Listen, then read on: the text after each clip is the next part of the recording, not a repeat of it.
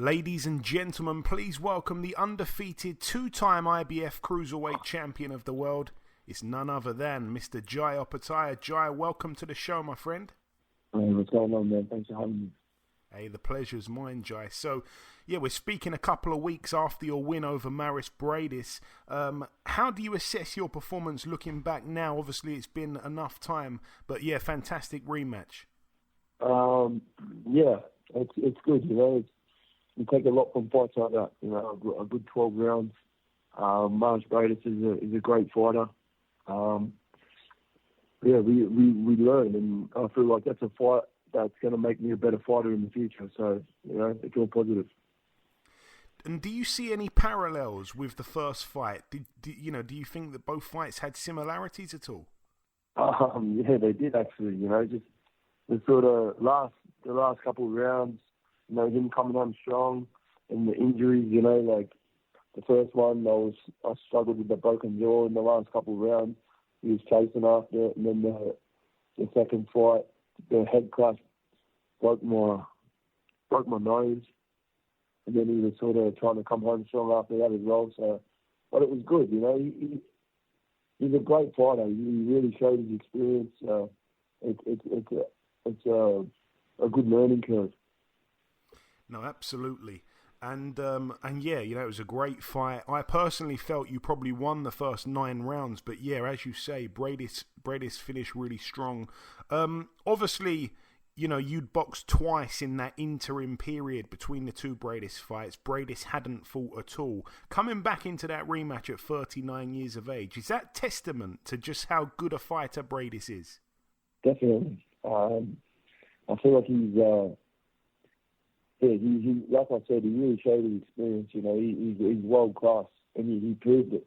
Like I know how hard I train and how, you know, and like just with the preparation I've had and the sparring I was doing. So, you know, for him to put on a good performance and he actually boxed really well. You know, just trying to find holes in his sort of his game plan and stuff. He wasn't giving me much to work off.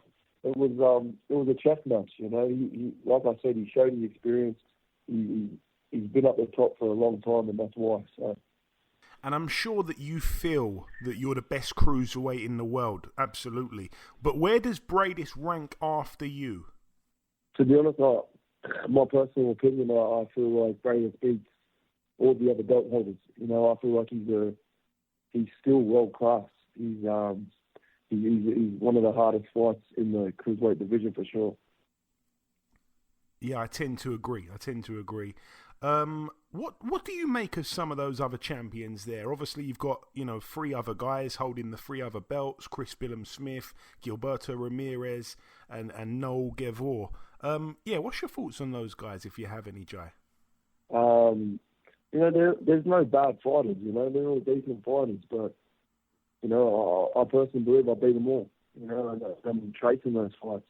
You know, we want the unification fights. We've been pushing for them.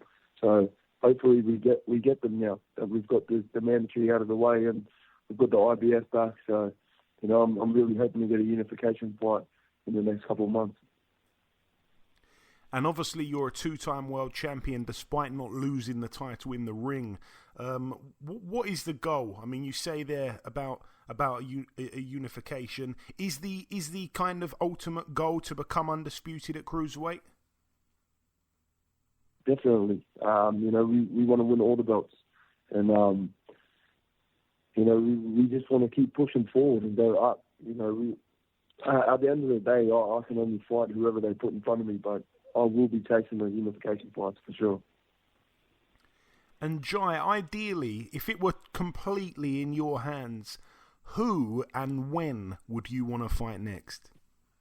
Honestly, does not bother me. Just, I want these fights as soon as possible. Line them up and let me get it done. You know, it's something I've been chasing for a long time now. So I'm sick of talking about it. You know, these guys say they're the best. They want to, you know, unify the division. Like, well, I don't know one boxer that doesn't want to win more world title belts. You know what I mean? Like, that's why we're in the sport, is to prove that we're the best in the division. So, you know, I just feel like we were beating around the bush, you know what I mean, taking silly fights. And if you're not a part of the Riyadh season, you're missing out. So, you know, I'm the cruiserweight here in this Riyadh season. So if they want to be a part of it, come and get it.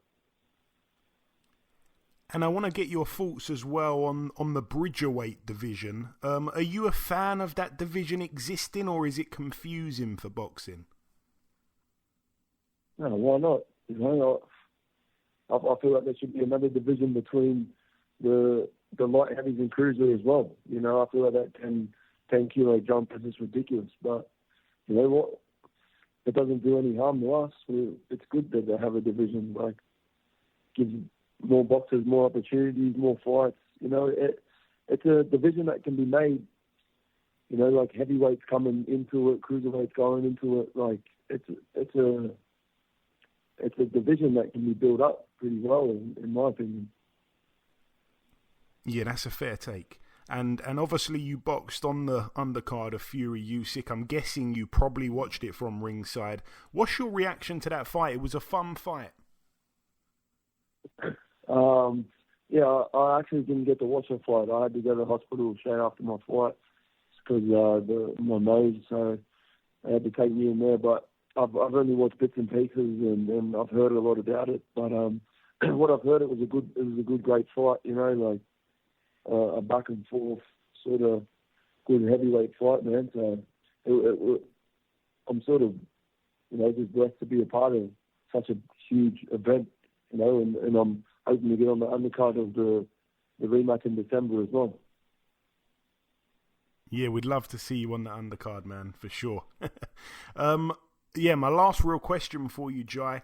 I like to ask this to everyone that I speak to from overseas because I get some really interesting answers. Favourite UK fighter, if you have one? It can be from any era. I'm not expecting you to be a historian on UK boxing, but if you have a favourite, or at least who springs to mind, at least. The first one that pops in my head would probably be like Lennox Lewis. I feel like he's just one of the greats. He's, you know, he's awesome, mate. I feel like he's a great fighter. Yeah, that's one of the most popular answers for sure. We get that a lot. It's great to hear you say his name. It really is. Just before we wrap things up, Jai, if you've got any closing words to the listeners from all over the world, but particularly in the UK, I think, you know, over the last few years, UK boxing fans have really took to you. We've seen you, you know, completely destroy a couple of undefeated Brits, but we still love you to pieces. Man, you know, the love and support I've been getting from the UK fans has been, you know, overwhelming. So I appreciate all you guys. Thanks for having me on the podcast, and you know, I'm hoping to come back over and have a fight in the UK too. We'd love to have you back. Jai, listen, it's been my pleasure speaking with you today. Thank you so much for your time, and I'm sure we'll speak again soon, my friend. Thank you. I appreciate it, mate. Take care.